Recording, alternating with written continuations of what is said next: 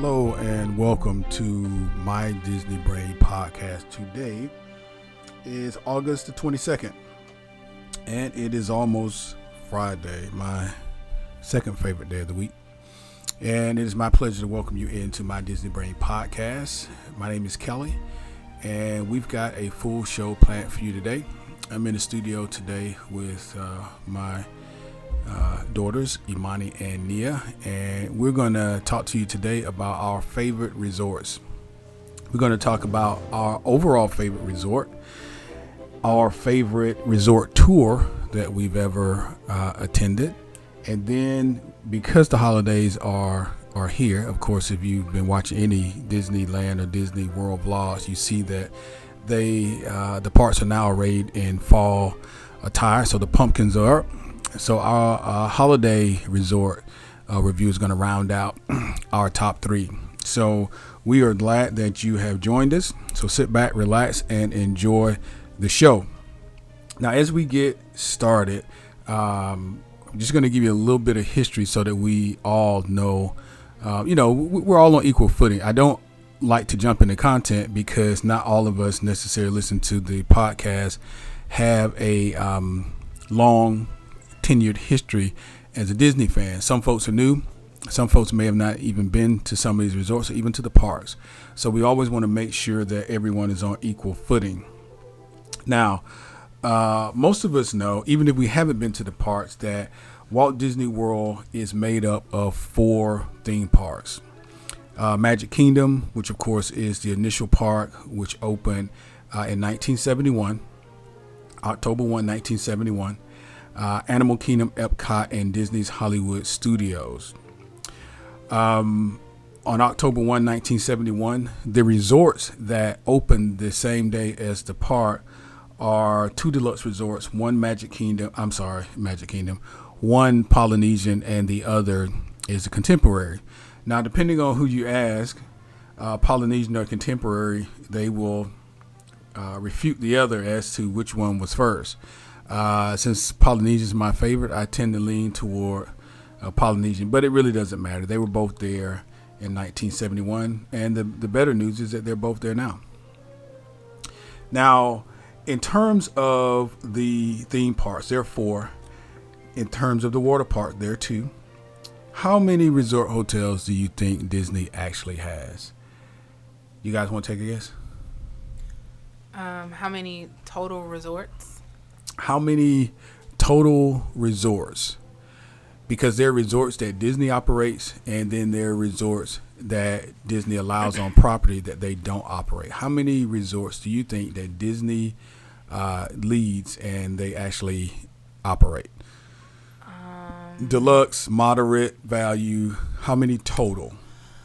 Okay, I'm thinking. You may have to get a little prize going on here, Nia. You're going to have to guess too. Whoever's closest to the number gets to, wild out at 5 and below tomorrow. You got $20. No, I'm just kidding. All right. This is not TV, so we got to talk. No, I'm really thinking, like, in my mind. Well, what do you think, Nia, while your sister's thinking on this?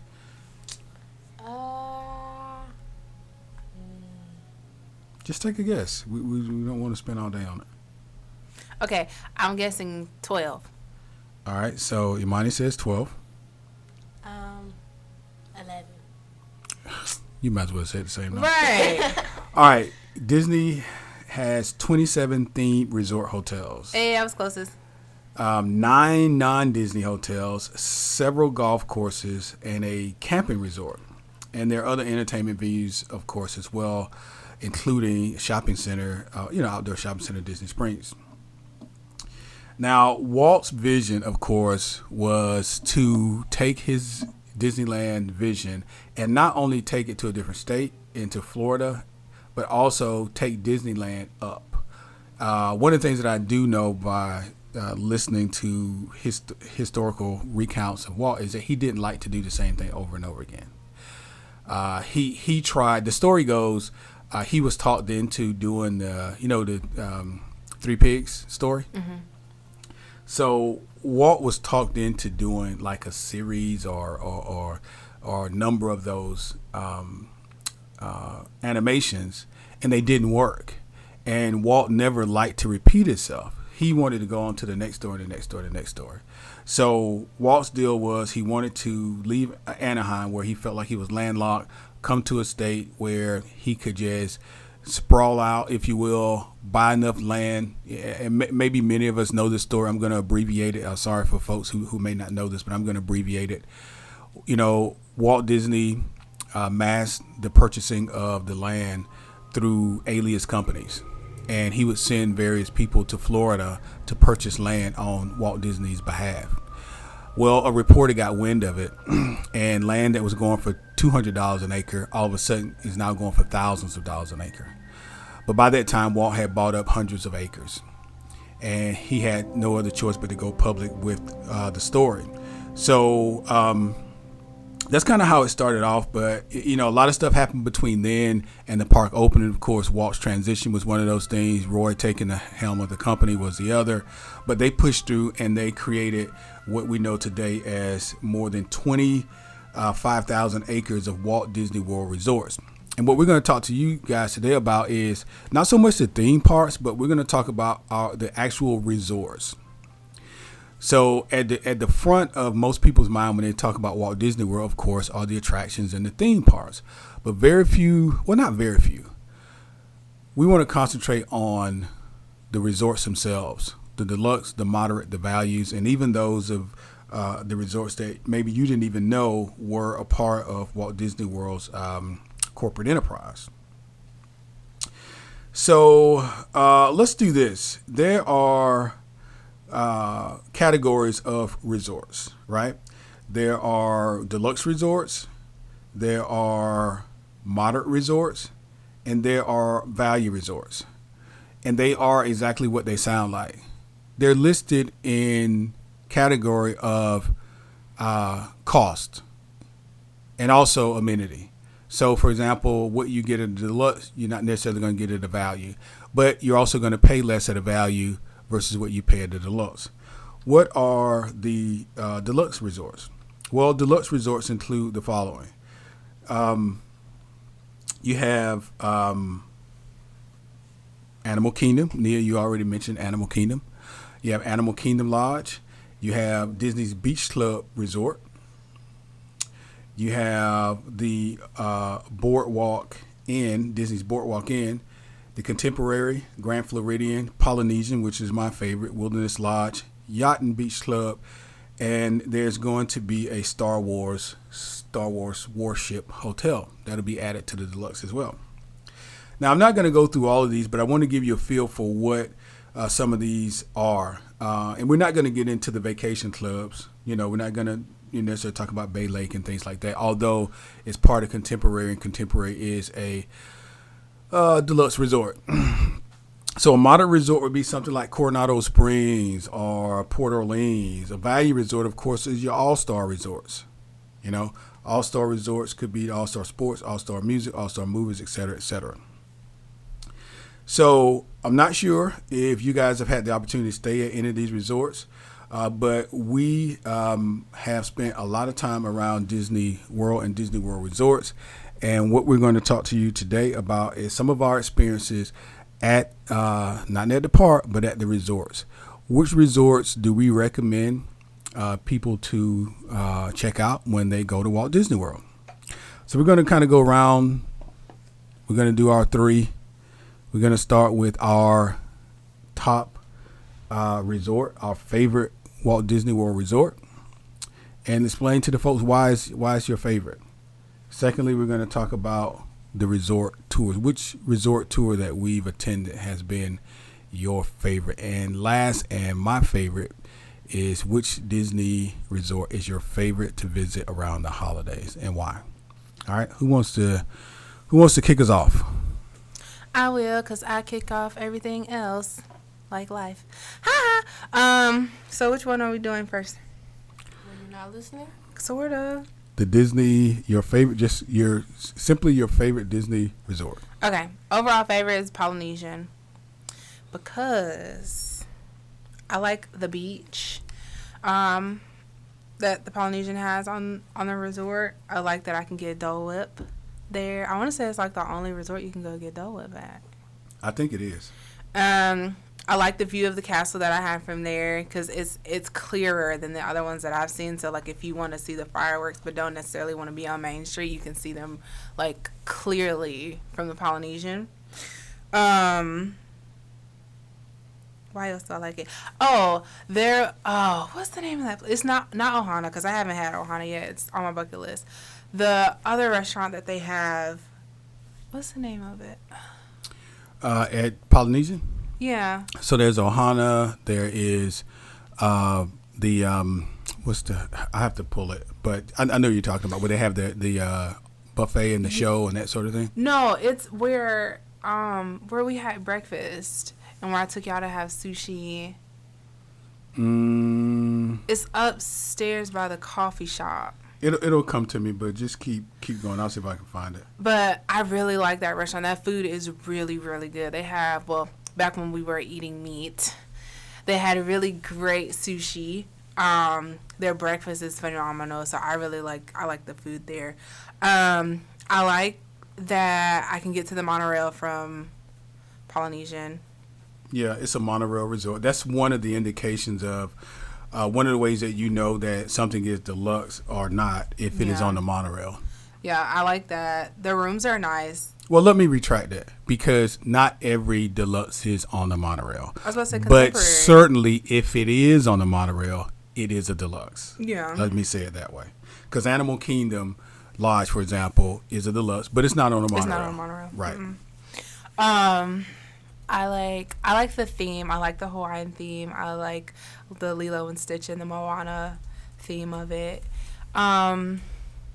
I really am sad that they scaled it down in size, but I used to really like that big, huge centerpiece in the middle of the lobby. Yeah. When you first walk in. That water feature. Yeah, but they scaled it down massive. like a whole lot. But for those of you who know what I'm talking about, that was like one of my favorite things to see when you first walk in. So yeah, it's my overall favorite resort. Well, I'll tell you what. That's not hard to imagine because that one we have in common. I think that breakfast we ate at Kona Island. I want to say that was the name of. I want to say that's it. It's called Kona Island. Because the next to it is like Kona Coffee or something. Yeah, like that, yeah, exactly. Which they do have good coffee. But let's do this. Let's talk about a little history of the Polynesian, for example. So the Polynesian.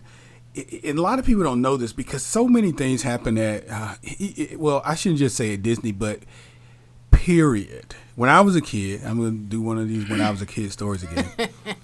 But there's a huge difference. See, you guys don't really, Imani, you got a little bit, but you really don't, Neil, you don't really have anything to compare what I'm about to say to. You've only known a certain type of Disney. Well, a certain type of Disney, but you've only known a certain type of life because you've only lived 12 years. But someone who's lived 48 years, I've seen a very different car being made today versus when I was learning how to drive. I've seen very different technologies. And one of the things that happens is we forget what was because we're always concentrating on what is. Like right now, it's what's the new stuff. And when you live in a 24-hour news cycle type of society, it's easy, I think, for people to forget what was. And the reason I'm saying it like that is because it wasn't very long ago that water feature that Imani's talking about was a part of the Polynesian. It was the heart of the Polynesian. People were very upset that was being reconstructed. It was a big deal. Now, not only was that. Now, guess what else happened with the Polynesian that around the same time? What's that? They changed the name. The name of the resort was formerly Polynesian Resort. Yeah. Now it's Disney's Polynesian Village Resort. That was Disney actually came out and had this big Polynesian type themed opening, like grand opening or some situation where they had fire throwers and all sort of stuff out on the beach. I remember this because I was following it, and they did a live broadcast, and they were talking about how great this new lobby is, and they put up new features, and how when you walk through the doors at the Polynesian, you can see straight through now and see Cinderella Castle, which is awesome because you can. And they did some revitalization to the landscaping there. Listen, Disney's Polynesian Resort is probably, if you like, Polynesian culture or not, if you like water, beach, Hawaii, anything having to do with plant life, water, and just awesome vibes. That's how I can, that's what I think about when I go to Polynesia. As soon as you get on the grounds, I mean, I just feel good. I'm like, you walk in, folks are smiling. When we do the tours, or even when we go sometimes just to hang out and have breakfast or whatever, it's not hard for somebody to put a layer around your neck, welcome you to the Polynesian. It makes you feel really, really welcome. So anyway, the Polynesian, as I said before, was one of the initial resorts that opened. And when it did open, it was called the Polynesian. Well, actually, I take this back. This Polynesian resort name came from 1985 to 2014. I just got to figure out what it was called before that. I can't imagine it was anything other than Polynesian. So the Polynesian had a South Seas theme, and it originally opened with 492 rooms. It was designed by a guy named Walton Beckett and Associates, and it was constructed by U.S. Steel Realty Development. The resort is owned and operated by Disney, of course. The resort has seen 3 major expansions. The first was in 1978 with the addition of the Longhouse. The Longhouse is where, where the rooms and all that jazz is. I'm going to grossly mispronounce this, but the Tangaroa Terrace restaurant, the support facility, and a secondary pool. So it's kind of like back toward the back. A second expansion took place in 1985. It was construction of 2 additional longhouses. So this is where you're getting the expansion in terms of the additional rooms. In the same year, the resort adopted the short name Disney's Polynesian Resort. And on May 2nd, 2014, it was announced that the resort would revert back to Disney's Polynesian Village Resort title while expanding further into Disney's Vacation Club. So I guess originally the name of the resort was Disney's Polynesian Village Resort, and it went to a shorter name, which is the Polynesian Resort, and then back to the original name. Whatever you call it, it is awesome. And it sits on the shore, of course, of the man-made Seven Seas Lagoon, and it is adjacent to, Magic Kingdom. You can see Magic Kingdom across the bay, across Seven Seas Lagoon, and to the left is Grand Floridian, and to the right is Contemporary, and like Imani said, it is on the monorail. You know what I realized when you was talking, when you was saying that Nia's 12 and you're 48? Yeah. We're all half of each other's age. You're 48, I'm 24, and she's 12. Yeah, some good math there. All right, so Nia. Oh, anything else, Imani, on the Polynesian? No, I like it. I really like it. We gotta stay there one day. Yeah. Well, that's my 50th birthday gift to myself. Gift to yourself? Okay. Yep. Imani? Nia? Which Your one's favorite your resort? favorite? Mine is definitely not going to be as long as Imani's, but personally, don't make that face. Personally, I would say I like the Animal Kingdom resort just because I feel like the fact that you can see animals when you wake up in the morning is something you don't get anywhere else. Right. So what are some of the things that you like about Animal Kingdom Lodge? That's the full name. What are some of the things you like about Animal Kingdom Lodge? Really, that's the it. Animals. That's it. Just the fact that they had the animals there. Pretty much, yeah. Okay. Well, guys, Animal Kingdom Lodge, Disney's Animal Kingdom Lodge is an African-themed deluxe resort, and it opened April 16, 2001. And the resort is owned and operated, again, by Disney Parks, Experiences, and Products. And Disney's Animal Kingdom Lodge is located in the Animal Kingdom Resort area. This is adjacent to Disney's Animal Kingdom. Now, as I said before, although this is deluxe, it's not on the monorail. And it doesn't have to be. But certainly, if it is on the monorail, Bay Lake, Contemporary, Polynesian, Grand Floridian, all of those hotels are considered deluxe resorts.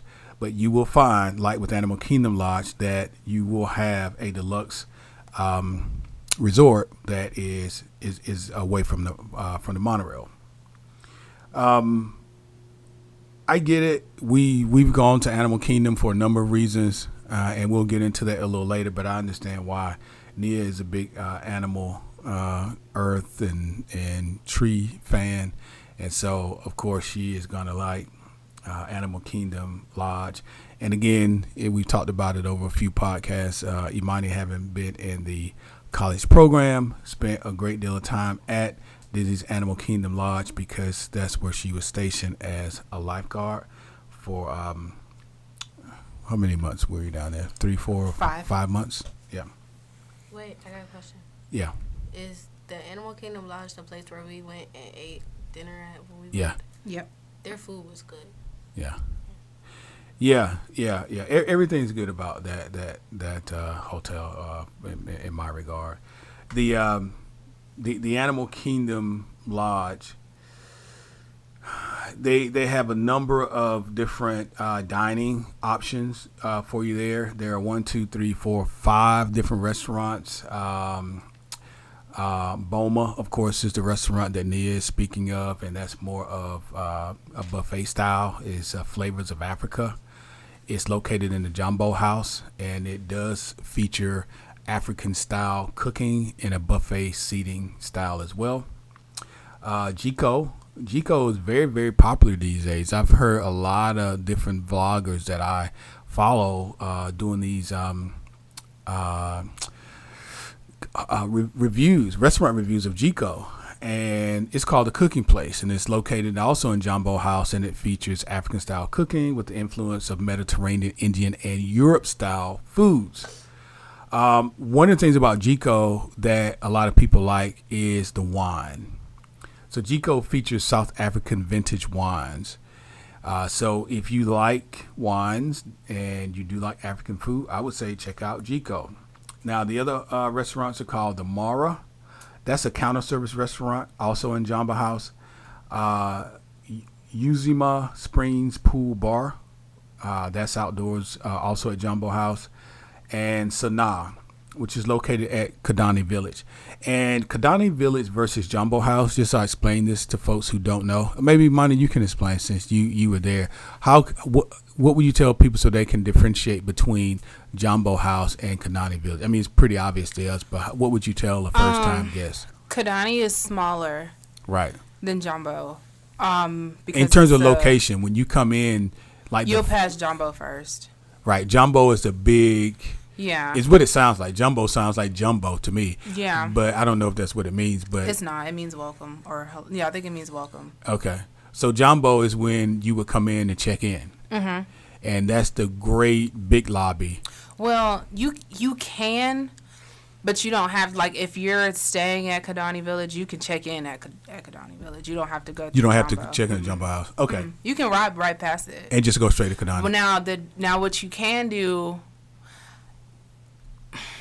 if I'm not mistaken, if my memory serves me correctly, if you're staying at Kidani, you have access to both Jumbo and Kidani's, like, recreation, so, like, their pool, that stuff. But if you're staying at Jumbo, you only have access to Jumbo's stuff. Is Kidani the vacation club? Oh, yeah. That's right. That's right. Yeah, so October 11, 2006, Disney announced local media that Disney's Animal Kingdom Lodge would become the home of the newest Disney Vacation Club property, which is Disney's Animal Kingdom Villas. And on February 18, 2008, Disney announced the first phase of the expansion was complete, and it included 109 rooms. A separate building named Kidani Village was built to the west of the lodge and houses more than 300 villas. So it's not a small property. Here's what you got to think about Animal Kingdom Lodge. They not only are housing the people, but there's a lot of animals that are over there. And I think in some regards that Savannah that's in front of Animal Kingdom Lodge, doesn't that feed into Animal Kingdom Park? Yeah. Like, don't the animals just kind of traverse from one? Okay, that's what I thought. I just didn't know for sure. Well, some of them. You won't have lions at the Yeah. resort. You're not gonna have lions over there, but like the giraffes and the the giraffes, the gazelles and zebras. zebras and stuff like that. Yeah. Okay. Cool. Anything else, Nia, that you wanted to say about Animal Kingdom Lodge? First timers, people that have never been there. You tell them like, why is Animal Kingdom Lodge your favorite? Like I said before, the food there is really great. All the decor is really up to date. It's very ethnic. And again, the animals, I'm an animal person. And personally, I like the pool, so the fact that they have a really nice pool always is intriguing. But for the most part. Cool beans. They have good slides. Yeah. And if you think about going to a resort, it's hard to do it with Disney, but let's forget about the theme parks for now. Imagine if you're just going to a resort. Oh yeah. That's what I think of when I thought about us doing this show. What if we just went to the resort and there's no theme park involved? Let's just think of it in that fashion. And Animal Kingdom is a place that you could go to and have a fantastic time and not go to the theme park. So I'm going to tell you guys mine. And you covered it because these top two really are my top two. But anybody who knows me knows that I am absolutely a Polynesian fan. And I have been, since I was a kid. I really think I had a past life in the Caribbean and that kind of stuff because I love Pirates of the Caribbean. I love anything that's water and Polynesian and French Polynesian, that sort of thing I really, really vibe with. And the many times that we go to the parks, I don't know when this happened, but man, years ago, I just started gravitating to the Polynesian resort. Every time we would go, we would always go to the Polynesian. And it doesn't mean we stayed there because I kind of went into that in some other vlogs as well. I'm not going to go into it now. But we spent a lot of time on the property and we would like to eat breakfast or dinner or go get our Dole Whip or just go and hang out, do a resort tour. Even when we do our monorail tours, 9 times out of 10, we end up parking at Polynesian because we want to spend more time there. There's a lot of history there. This is one of the first resorts that was open when Magic Kingdom and Disney World first launched in Florida. There's a lot of history there, and the way that they kept this hotel up is magnificent. Now, what Imani spoke to earlier in terms of the revitalization in 2014, where if you've been to Polynesian before, there was this huge water structure in the middle of the Polynesian, and it was no small feature. As a matter of fact, it was hard to even see around it, which I didn't have a problem with because when I walked in, I really felt like the outside was inside. The water was so boisterous that you really had to raise your voice to talk to people inside the lobby. Yeah. I remember it being that alive. And we would take pictures, and we would, people could come into the lobby and sit on those stone or made into the carvings of the water feature. They just sit there and hang out in the lobby, and that water would just run, and it would just be, to me, it would be relaxing. Well, somebody decided that was too much. I don't know if from a cost standpoint it was just getting too much to maintain, or if they just thought, let's do something different here. I think we can add some value by allowing our guests to be able to see the theme park, be able to see Cinderella Castle when they walk into Polynesian. I don't know. As a fan, I kind of like the original water feature. Now, I'm not mad at the current layout of the lobby because the new revised layout did one thing. It put more seats in the lobby so more people can lounge and relax in the lobby and enjoy that particular lobby. And when they redid it, they did it in Disney style. They did it really, really well. And also, I'm not mad at the way they redid the beach area. There's a lot more greenery out front with the seats and the swings and stuff like that. Polynesian is my favorite because aesthetically, I just find it enjoyable. When you go to, it's hard to be mad at the beach. I don't know of all the times I've been upset or had troubles. I doubt very seriously I've been close to A beach. that amount of water coming in and going out, because innately you're in tune with nature, and when you're around that massive amount of water, I think you just resonate with it. So when I'm at the Polynesian, I usually am always in a very good mood. I always feel good, and being at the Polynesian, I just feel good, and I really feel like it's Disney, and I'll tell you what that means. For me, when I was here's another story. When I was a kid, it was how do I want to say this? It was memorable when you could transverse a situation. For example, if you're sitting at home, and you guys know where I grew up, it was a deep country in South Carolina, so it wasn't anything fantastic going on. But imagine a guy comes on TV and shows you stuff that you've never seen before. Like literally you've never seen before. And so you, as a kid, the one thing you can use is your imagination. So we always resonated with Walt because he could use his imagination. Now, take that a step further. Go to the park as a kid. Like never had seen any of that stuff.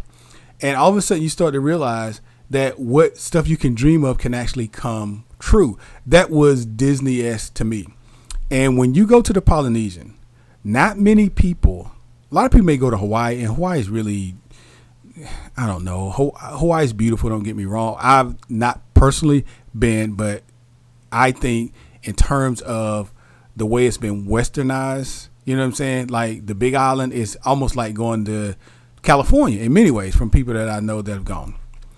But not many people will go to like French Polynesia. Number one, because of the cost, and number two, because of the distance. But if you went to Polynesian Resort, and I'm not knocking French Polynesia because I know it's fantastic.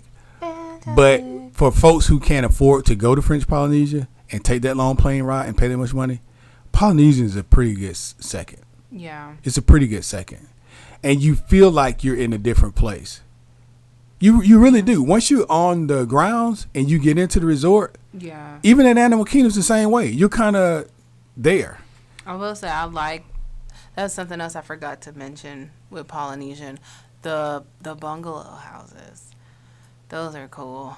Yeah. Granted, they're expensive as all get out. I don't know if I'll ever see the inside of one, but it looks great from the outside. No. That's a goal for us. We're gonna definitely stay there at some point. My goal is to be able to stay at a bungalow, watch the fireworks on the water, or the light show on the water, rather, not the fireworks, and then see the fireworks across Seven Seas Lagoon as you know, and sitting on the deck. I would absolutely love. But you're right. It's thousands of dollars a night. But we're gonna figure it out. But anyway, Polynesian is my favorite, and for those reasons and many more, because I just love to go there. I love the vibe that's there. I love the scenery. I love the decor. I just wish the rooms were a little more fantastic. I just wish the rooms were a little more fantastic. So anyway, all right. So guys, let's circle around back to Imani, and now we're going to talk about resort tours. Of the resort tours that we've taken, which is your favorite? Well, I took this one without y'all. My bad. But it was when I was there for my program, me and my roommates actually took it upon ourselves to go and do some exploring. And one of the resorts we went to was the Yacht Club, the Disney Yacht Club I remember resort. those pictures. And I just thought it was a really nice, like, for us to not have, because we didn't get to see, like, the actual rooms, because, again, this is something we just did on our own. Nobody had to work that day, and we was like, let's go see the resorts. And so I thought it was really not, the pool area, of course, with it being a yacht-themed resort, the pool area was really amazing. I liked how they had, like, to me, their theme was, like, luxury, like, think luxury vacation in like the 50s. So, like, if Boardwalk was a luxury place, that's what Yacht Beach Club is to me. Because to me, it has, like I said, like a 50s type of theme. It has the diner on site where you can go do the kitchen sink challenge, which we did try and do that. Yeah. We didn't finish the That kitchen looked sink. bananas. And it was 5 of us. And That looked bananas. it was too, like, we felt so defeated because, 1, we couldn't finish it with 5 of us. And 2, there was, like, a mother with 2 daughters. And, of course, her 2 daughters finished it in, like, 10 minutes. I was like, But tell never the audience sleeping what the kitchen sink is, because some people may not know what that actually means. Tell them what it consists of. well, the kitchen sink, it's a challenge that the yacht club has. A dessert challenge. It's a dessert challenge. And they have it at one of their restaurants on property. I can't think of what the name. I want to think it's called Beach Club Restaurant or Beach something. And they literally describe it as an ice cream sundae that has everything in it except the kitchen sink. But it's funny because they bring it out to you in what looks like a kitchen sink. No, like there's like a mini kitchen sink is your quote unquote bowl, and it has every single flavor of ice cream that they have in that restaurant, and every single topping is in that ice cream sundae, and it is humongous. Like, if you ever want to know what it is like to have like a sugar rush to the 10,000th degree, like drink lots of water, crazy. And even then it won't really help. I'm going to tell you what some of the ingredients are. And the place is called Beaches and Cream. Beaches and Cream. So the ingredients here are absolutely bananas. I'm not going to go over all of them because they're probably over 20. But you have fudge toppings, butterscotch toppings, peanut butter toppings, a medium banana slice, cinnamon spice cupcake, angel food cupcake. You have 2 scoops of vanilla, 2 scoops of chocolate, 2 scoops of strawberry, 1 scoop of mint chocolate chip ice cream, and you have 1 coffee ice cream scoop, 3 tablespoons of chocolate syrup, marshmallow, strawberries, pineapple, 1 can, I guess it's the whole can, 14-ounce can of dairy whipped topping. Yeah. Jeez Louise. Yeah. 1 brownie, 6x6 brownie, 6 inches. 1 regular size candy bar. A candy bar, honestly?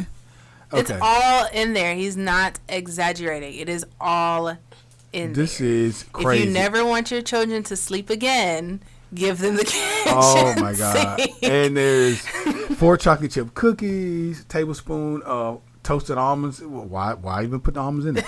A tablespoon of dark and white chocolate shavings, tablespoon of chocolate cookie cream, chopped jellied orange slices. Now, that doesn't sound good at all. Yeah. A tablespoon of milk chocolate chip morsels, peanut butter chip morsels, chocolate sprinkles, rainbow sprinkles, and cherries on the top. That is the kitchen sink at Beaches and Cream at the Disney's Beach Club Resort. Yeah. But yeah. So you guys couldn't finish No. And like we did that in the morning, and then because we did a whole day, we did that, and then we did like I think 1 or 2 parks. Literally, when I got home that day, my body like felt like it was going into shock. I was like, why do my nerves feel like this? Why do I have a headache? Why are my hands shaking? I can't go to sleep, but I'm so tired. Like, I think if you're over a certain age, this is surely a way for you to go into a diabetic coma, so I would not advise that you do it. But like I said, you know, if you want to treat your kids or see how long they can stay up. So you actually saw somebody eat? Yes, and they were 2 young girls too, like little girls. They couldn't have been older than Nia, and they finished it. And I think there's like a prize or something if you. That has to be. I was gonna say, I wonder what they give people. I think you get to keep the bowl that it comes in because it's like a souvenir kitchen sink bowl. Yeah, it looks like a hard or bowl. Yeah, that's cool. That's cool. But what else about the resort did you like? Because I remember you sending us pictures and seeing all that. You know, the lobby is really nice. I think, Daddy, you will like the lobby because it gives you that old-timey sailor's cabin feel to me anyway. I also like the surrounding water around the resort outside of the pool area. I like that you can walk along it. It's a good walk. Like if you just want to get out and see the it's not an ocean, But if you want to get out and see the scenery, it's a pretty place to just walk and relax. Yeah. Well, just and you can take a boat from there right to Epcot. To Epcot and one other. I want to say Boardwalk. I want to say. I might. Well, yeah. No, you're right because the sister resort is Boardwalk. Yeah. So Disney's Yacht Club Resort is a New England nautical themed resort, and it first opened November 5, 1990, and it's in the Epcot area resorts. Now, Disney's Yacht Club is located next to its sister resort, and it's called the Beach Club Resort, Disney's Beach Club Resort. And it's across what's called Crescent Bay Lake. The resort is owned and operated again by Disney Parks, Experiences, and Products. And it was actually designed by someone called Robert A.M. Stern Architects. There's a lot to do at this particular resort. There's a lot of recreation. There's something called a Stormalone Bay. Resort's main pool complex. It resembles a beachside water park. It also has a slide. I remember seeing that because we walked over one day. If you guys remember, we walked over from Epcot and we were heading to Hollywood Studios, and we walked past the yacht club, and I saw this pool firsthand. It was pretty great. It does have sand bottom pool. I think that's the only resort that has a sand bottom pool. It has a walk-in sand bottom pool. It has a circular lazy river, a waterfall, and a shipwreck, which is cool for the little kids. It does have a quiet pool also at the far end for the resorts and adults in the resort for the garden area. It has a very large arcade. It has a health club, a ship-shape health club. It has a marina. It has a shipwreck beach, similar to Polynesian Beach and Grand Floridian, where you just kind of go and hang out on the beach. It also has a beach, and it has tennis courts. Yes. Yeah. It's got a lot of good places to just go take some pictures. Like it's real. This property is really nice. Yeah. Anything else on the yacht club? No. I would just say go to Beaches and Cream. I don't know if I would say do the kitchen sink challenge, but go to Beaches and Cream. Walk along the dining area. The boardwalk. Like that. No, it's an inside dining area. Oh, it's inside. And it just, the atmosphere there has these big windows and a lot of like really nice art. Like it's really pretty. So just go check out that space.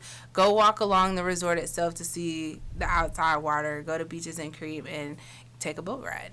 Cool beans. All right, Miss Nia, what's your favorite Disney resort tour that we've done? If I'm not mistaken, we've done the Polynesian tour. Yeah. That would have to be my favorite because I remember when we first did that. We first walked in. I was with you, and I think I was 8. But I remember the lady. She welcomed us, and we got our lays because every time that we go there, we get our lays, and that's why we have a collection in the car. But we get our lays, and then I think we walked outside. If you go outside, like just straight outside, you'll see like the Dole Whip counter. Get some Dole Whip, but then like the area over there, the spacious area, is like a great place for like photo options. Yeah. Where the greenery or where the seats are? Or where the beach is. No, where you can see like the castle. Yeah. Behind so the pool. Well, when you walk out, when you go to the left, there's a bar, and then there's a pool. But you can walk between the two and head out to where you can rent the boats. We can sit on the we can sit on the dock out there in those chairs. I forgot about those boats. Yeah, because I love to sit out there. I love to just go and sit out there. And just as a side note, particularly for folks who've never done this or don't even know it's available. So one of the things that Disney does is offer these offerings, but you have to be knowledgeable. You've got to know that this is available to you. At the Polynesian, for example, and I think this is the same for Grand Floridian and Contemporary. Certainly at the Polynesian. Let's just stick there so I know this is true. You can rent boats. I mean, little one-person boats. And I'm not talking about like paddle boats you do with your feet. I'm talking about actual motor boats that you can go on Seven Seas Lagoon. You can rent them for, by the hour. Mm-hmm. And they're very inexpensive. In my estimation, it's $45 to rent those. And I think you have them for like 2 hours Yeah. or something like that. You can rent a pontoon also, and it's not very expensive. You can also, if you want to get expensive though, you can get a captain-led boat that will take you out on Seven Seas Lagoon. You know, you can have a dinner and watch the fireworks and all this other kind of jazz. But here's what I'm telling you.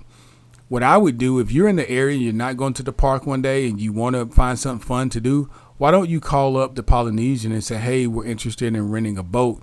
I just know you have to do it before 5, I think. I think after 5, this is not available. After 5 are the tours where the captains have to be upon the ships and stuff like that. But you can go out on the lake, you can fish, you can just ride around on the boats. I mean, it's a really fun time, and it's something different that you can do. But just as a side note, that's available. But yeah, Nia, so I know when you and I went one time, you know, it was just you and you spent a lot of time playing in the sand on the beach and building sand castles and stuff while I sat on the swings and just kind of enjoyed the view and watching the water. So it's really, really relaxing. We've gone early in the mornings. We've gone late in the evenings. It's just such a beautiful property. It's really a beautiful property. It's very, very lush, very, very green. And what was it, Nia, about the tours that you liked? Like, what would you say is your favorite part of the resort? Of the resort or of the tour? Well, both, because I'll tell you what mine is, just to give you an idea where I'm going with this. When we're first coming in, the water features up front, like, let's say, for example, if you were coming to park your car and you're going to get out and just walk straight in, you know how they have the torches on both sides of that entry? And then to the right and the left, there's nothing but water and water features and greenery. That's like second to none. I mean, they redid it, and it's still really, really nice. And as you walk in, you just really feel like you've kind of been transported. You're in a different place. I love that part. Maintained. Like, they keep it very well maintained. Yeah. And as we said before, you know, Disney is very clever. They use smells to really lock us into some of these places. They pump in smells. Every resort has a different smell. We learned this when we were on tour. I'm going to go into mine. We learned this when we were on tour at the Animal Kingdom Lodge, because it was a very distinct smell throughout the hotel. And the cast member that was giving us a tour told us that, you know, they pump smells throughout the resort. And if you don't know this to be true, it is, scientifically speaking, is that your brain archives memories based on smell. One of the indicators is smell. So, for example, I always say, like, when I was small, I used to like to go to the fair, because, you know, we lived in the country, and that was like, you know, a big deal for us. And when the fair would come, you know, two things. One, it was the fall, because it would be cool outside. And two, you have stuff like candy, cotton candy and stuff like that. So whenever I smell toffee or cotton candy, it brings me back to when I was a kid and we would go to these outside fairs, because that's primarily one of the things that I would always get when I go to the fair. So anyway, for me, the best tour, I think, actually, you know what? I'm gonna retract my statement, because I want to talk about this other hotel.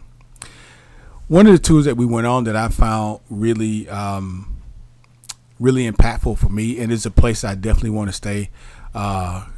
You know, it's certainly on my bucket list, is the Wilderness Lodge.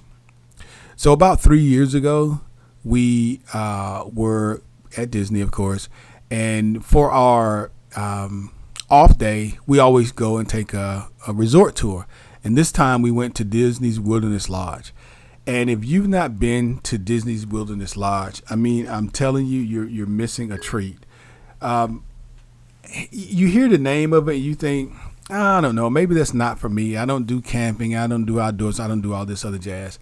You're forgetting the biggest part of the name, Disney's Wilderness Lodge. Disney. Everything is Disney-fied there. It is Disney if you've been to Animal Kingdom and you know how fantastic that lobby is when you walk in, I felt the same way when I went to Wilderness Lodge.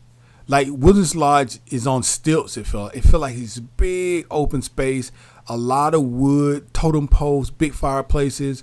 It felt like you were in the most fantastic lodge ever. It was just really, really nice. Now, on top of being aesthetically pleasing, the other thing is there are so many things to do at Wilderness Lodge. I mean, they have. Listen, I'm just going to run off a few things at Wilderness Lodge. So, Wilderness Lodge is, of course, a hotel that is built in a theme of, wilderness lodges and national park lodges and America's state parks and things of that nature. So, outside, for example, at the Wilderness Lodge, they have a Yellowstone feature that this pressure system goes off every few minutes and it just shoots up the water, up just 25, 50 feet in the air. But the lodge itself, you can do things like bike riding, tandem bike riding. You can fish. There are nature trails. You can jog. There's horseback riding. There's so many things that you can do at Disney's Wilderness Lodge. Now, recently, they've opened a new restaurant, and the restaurant is called Copper Creek. And I've seen a number of vlogs. People have gone and done reviews, and they've got some pretty good food. The Wilderness Lodge also has the villas at Wilderness Lodge, which, of course, is the Disney Vacation side of it. But notwithstanding that, there are a number of themed rooms. The rooms all make you think of being on vacation, at a campsite, in Montana, up in the mountains. That's that sort of feel. So if that resonates with you, Disney's Wilderness Lodge is, your place to be. And it's not it's not on the monorail or anything like that. But like Animal Kingdom, it is very easily accessible. Of course, they have buses and transportation and things like that. And it is also very modern. I don't want you to think you're going to be there and it's just the campfire and the s'mores. There are restaurants on site, spa and fitness center on site, pools as well, jacuzzi, hot tub, kid zone, babysitting center. There are a number of things that you can take advantage of at Disney's Wilderness Lodge. And the last thing I'm going to mention to you is that they have a place called Whispering Canyon Cafe. And this is kind of like a throwback where, it's ketchup's on the table, potatoes, the old skillet potatoes, kind of like you were making a meal while you were on the trail. If you were, old fashioned cowboy or something like that. There's a lot of yelling. I think I'm trying to remember that the thing that they do there with the waitresses, like in Hollywood Studios, how they used to have that restaurant where the lady would come around and like she was your mom and be like, I want you to eat your vegetables. You haven't eaten all your vegetables and that kind of stuff. Yeah. They have a similar experience there where people yell when it's time to get ketchup. Let's say, for example, if you go and you say, hey, can I have any ketchup? I think it's something crazy like everybody gives the ketchup from their table to that one table. So you have like 20 things of ketchup on your table. Yeah, it's something really crazy like that. So anyway, my favorite tour was the Disney's Wilderness Lodge. It is a awe-inspiring place to be. It is out in when you come through the campground area to even get to the resort, just driving through that path makes you feel like you've just been transported. And again, I don't want to keep harping on this, but it's really one of the things that is so fantastic about Disney, and this is how Disney Disneyfies its resorts to me, is it puts you in a place where you can't really see other stuff. And so you are engulfed, you are embedded, you are just surrounded by that environment that they want you to see. And so when you go back to Disney's Wilderness Lodge, they're tall pines. I mean, you really can't really see out anywhere. You don't see highway. You don't see like lights off in the distance or anything. You really feel you're back in the woods. And then all of a sudden you see this big grand lodge. So my favorite resort tour was the Disney Wilderness Lodge. And I'll just say, just to qualify what I'm saying, go on Google, go to Disney website, take a look at some of the pictures of Wilderness Lodge, the water features that run from inside to the outside, the rock features. It's really a beautiful resort. So it was really, really well done. All right, so guys, we're gonna close out with our last resort, and this resort has to do with the holidays. So it can be, whatever your favorite holiday is, 4th of July or Easter or Halloween or Christmas. Which resort is your favorite to be around or at or hang out at during the holidays? I think my holiday favorites, crazy enough, because I think it's the only time that I actually really enjoy this resort, would be the Grand Floridian. I feel the most Christmas in the Grand Floridian. Grand Floridian has not a copyright, although it feels like it. Grand Floridian has some features that many other resorts don't have. I'm not going to tell your story, but go ahead. I'm agreeing with you. So yes, I like, and it's specifically for Christmas. I like it because of the trees. Of course, Disney has 1,001 trees everywhere during Christmas. But I like the trees in Grand Floridian, how the lobby is staged. I like, most importantly in the lobby is the 10,000 foot, which I'm exaggerating, but the 10,000 foot gingerbread house that they have is really pretty.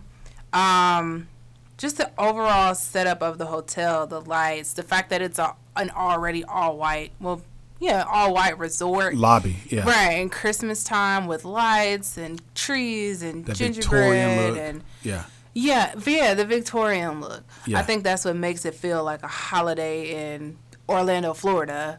Yeah. When the weather does not. Yeah. Grand Floridian is somewhat of a dichotomy for me, because while I love to tour and kind of hang out and see some things there, I don't ever feel comfortable enough to be like, I want to stay here. Because it feels stuffy. Like it feels like old money, stuffy, don't run through the lobby, stuffy. But having said that, where else are you going to see a carousel of gingerbread or a gingerbread house? Where else is a guy going to be sitting on the second floor playing a piano when you walk into the lobby and see a 50-foot tree arrayed like nobody's business in front of a gingerbread house that's taken almost 3 months to build? And I mean, it is immaculate. The lobby is absolutely immaculate, and it sets the tone. When you see the Disney commercial that they run during the holidays, when the Cinderella is coming down the stairs and the family's checking in at the front, and the kid sees, the Star Wars people getting on the elevator, and the girl sees Cinderella coming up the steps, all that's the Grand Floridian. And it really looks like that. It has grand staircases. It looks grand. It looks grand. It looks rich, well maintained. I have watched, I kid you not, probably every documentary there is to see on Grand Floridian. Samantha Brown did a Disney show some years ago that I still watch. It's on YouTube. All you gotta do is search Samantha Brown and Disney, and she stays at Grand Floridian, and she goes in and she talks to the folks that are making the gingerbread. They start, I believe, in August, baking the gingerbread and preserving it and putting it in place so that they can build it out for the holidays, and to go through that process and see what they do behind the scenes, and we haven't even talked about like the wedding chapel and all that's set up Yeah. at Grand Floridian. wedding chapel is That is bananas. That is absolutely bananas where that thing is set up. And the hall is basically glass behind. You can see over into the theme parks. You can see Cinderella's castle. You can see Seven Seas Lagoon. It is awe-inspiring. It is very picturesque. It is absolutely beautiful. When you come up on that campus, man, I'm going to think of this guy's name, but he's a 93, 96-year-old gentleman that used to welcome folks into the Grand Floridian. And we've met him. He passed away earlier, I think earlier this year, last year. Very kind gentleman and passed away, but he was a staple of Grand Floridian. They had that old Ford out in front of Grand Floridian on the bottom level. I mean, Grand Floridian is absolutely grand, and there are very few lobbies that you're going to walk into and immediately feel in the spirit of Christmas like you do when you go into Grand Floridian. When you go in Grand Floridian and it's decked out and it has this Christmas gear on, you're immediately in Christmas mode because it's no other thing to be. I mean, with the piano going and the music and that lobby and forget it, the elevator, everything is like on point.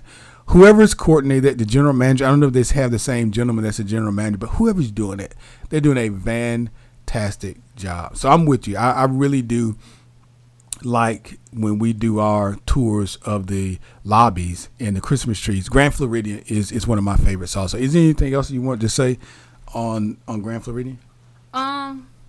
No, you hit the nail on the head. I like it because I feel like for Christmas time, I feel like I don't know when I'll get to like the plaza in New York, but I feel like that would be like your second best thing in terms of being immersed in a Christmas fantasy, like on the inside of a resort, because of course it's Florida, it's sunny outside in December, but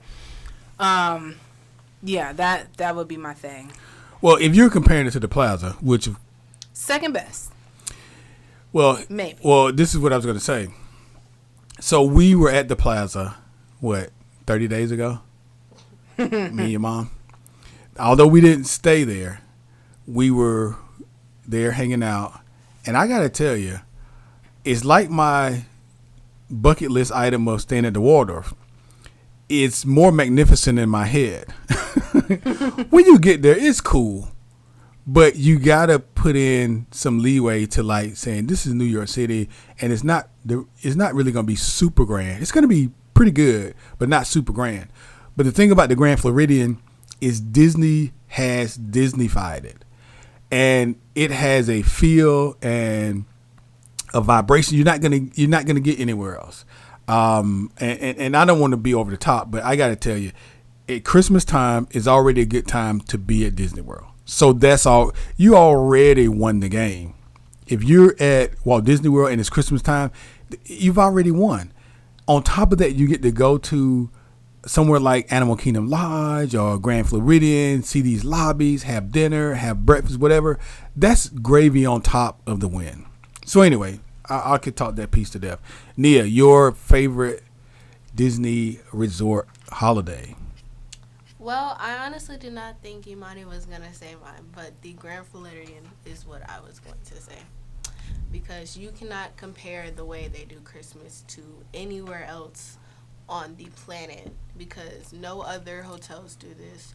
No other resorts that you could possibly think of do this. Yeah. And spend months before Christmas actually preparing for it. Yeah. Because I remember that used to annoy me when people start celebrating Christmas in September, but the way the Grand Floridian does it is very nice. Yeah. So when we go down for my birthday, for example, we go the week before Thanksgiving. Disney puts up their Christmas decor the second week in November. So strategically for us, we get the decked out parts and Christmas decor with less crowds. It's a win-win for us. So we get to see the decorations up already in November. So to Nia's point, we're not mad that folks are putting up Christmas stuff early because we get to see it. But what's your favorite Grand Floridian Christmas decor. I got a feeling I know what it is because we kind of take pictures in front of it all the time. But what's your favorite thing about? So you go into the lobby and the music's playing, maybe even the quartet's there, and there's strings. There's music in the lobby. There's that big 50-foot Christmas tree. You got the carousel there. You've got the gingerbread house. What's your favorite part of being at the Grand Floridian when it's Christmas time? I don't know if the carousel is there year round, but the carousel, I've never seen that in another hotel. Yeah. And that really feels like Christmas because it's like you got all the white horses with like the gold and all the other Christmas colors, and it looks so nice and antique-ish, but it's still like a Christmas feel. Yeah. And you wonder how they make that stuff.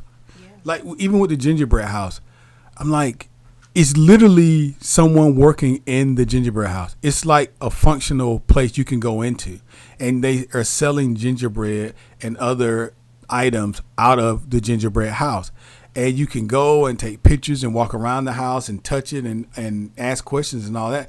But it's like a phenomenon in and of itself.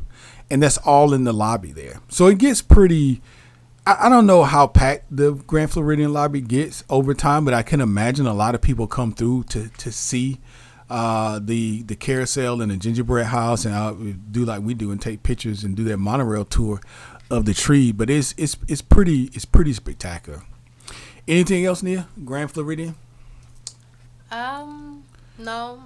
I'd have to say that's about it for me. Okay. Well, cool.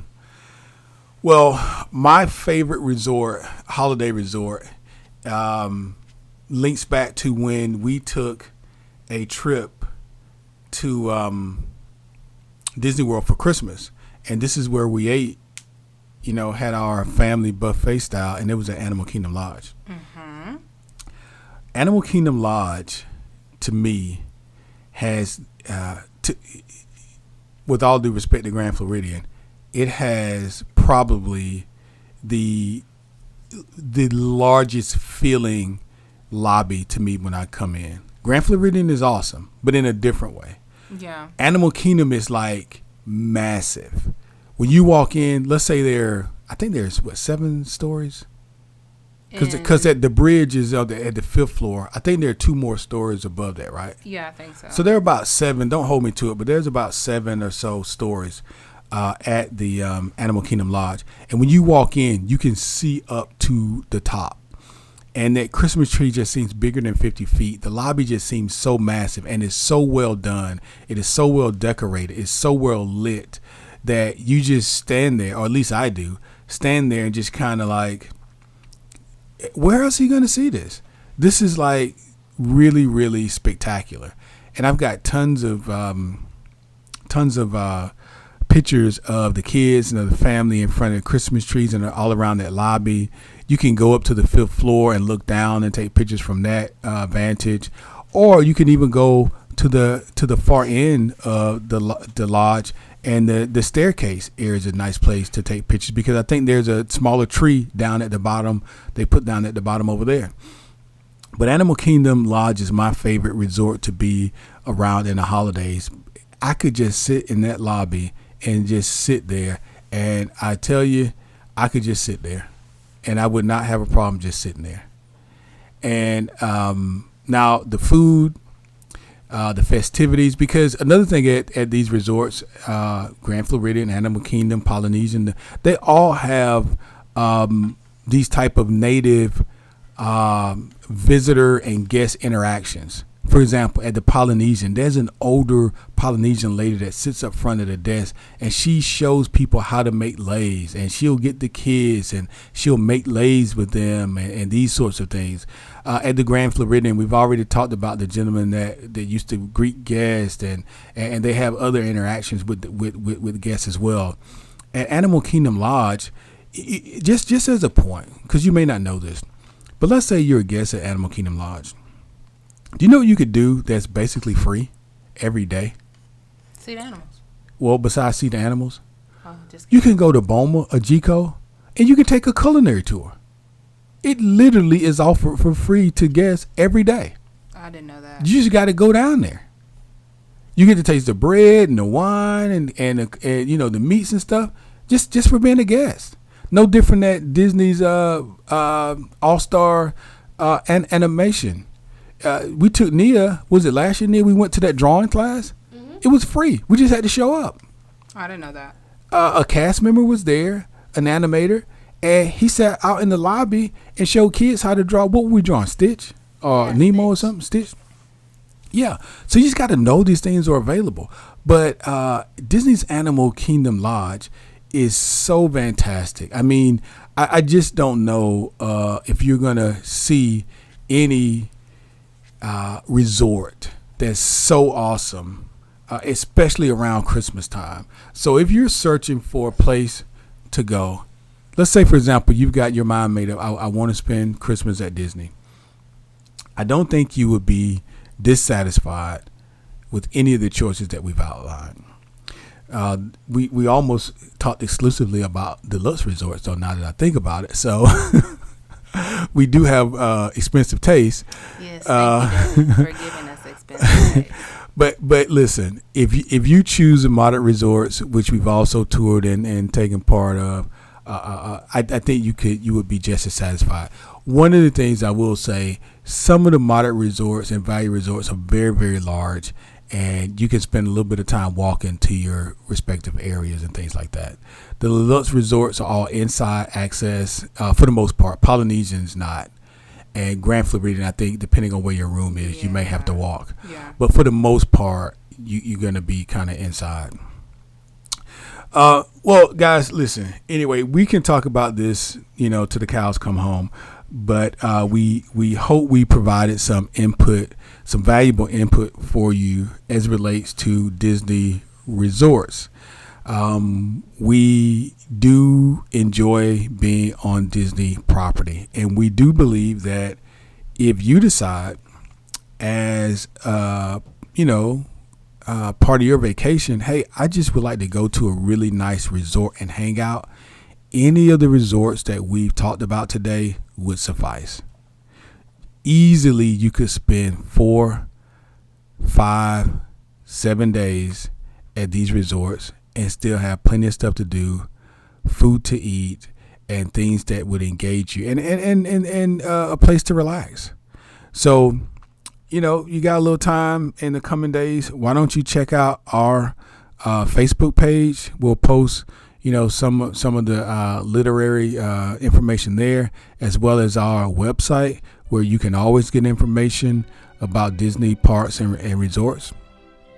And we appreciate you hanging out with us. We have a few more announcements, and we're going to be done for this week.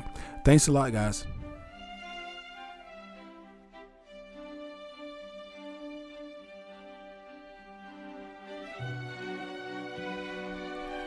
All right, guys, thanks again for joining us this week at My Disney Brain.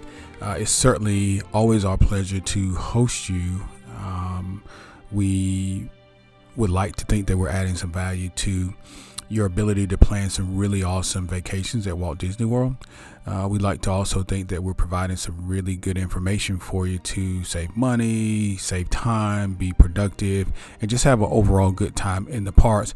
And in addition to that, even if you're not going to the parks, we want to provide you with your Disney fix throughout the weeks. There are a lot of us that don't live in the Orlando area or in the LA area and can hop into the parks, anytime that we'd like to. So podcasts like My Disney Brain help keep us in touch with all things Disney, and that's what we plan to do and continue to do. Now, we need your help. What we need is for you guys to do two things. Number one, well, actually three things. Number one, we need you to continue listening. So thank you in advance for that. Continue to tune in, subscribe to our, not only to our blog, so you'll get the new information when blogs come out, but our podcast. Whatever format you're listening to the podcast on, be it Apple or Spotify or Google or whatever, make sure that you are subscribing to this particular podcast, so when the new content comes out, you will be alerted and you will know. So that's number one. And number two would be to share. If you like the podcast, please share it with your friends. shoot a text, or with the link. You can always go into our bio on Instagram, or go onto our Facebook page and share, or you can also go to our website. Just copy the link, shoot it off to your friend, your brother, your sister, whoever you think may enjoy this particular content. Someone in your family, I know, is planning a trip to Disney. Holidays are coming up. People are always planning trips to Walt Disney World during the holidays. So share this information with your family and friends, because we would like to get as many listeners as possible, and we need your help in doing so. And the last thing I'd like to ask you to do is, after you listen to our podcast, please leave a review. We really need to get some reviews going, because that helps us with our algorithm with Apple and with Google and the different platforms that we are assigned to. The more reviews we have, the more we'll show in some different search results. So we really want to up our marketing efforts and our game as it relates to reaching out to, just span our reach. And so while we're doing it internally, we're also going to ask you to do it externally. So word of mouth is always the best form of advertisement from my perspective. And we need your help as a listener. So thank you in advance for doing that for us, and continue to tune in each week as we continue to bring you our best as it relates to Disney World, Walt Disney World content.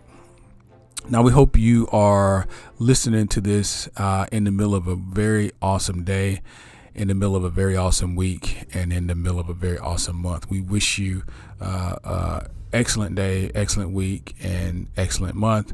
And tune in next week for My Disney Brain podcast. Don't forget to go out, if you haven't done so already, follow us on Instagram, and also like us on Facebook. Have a great week, guys. Thank you.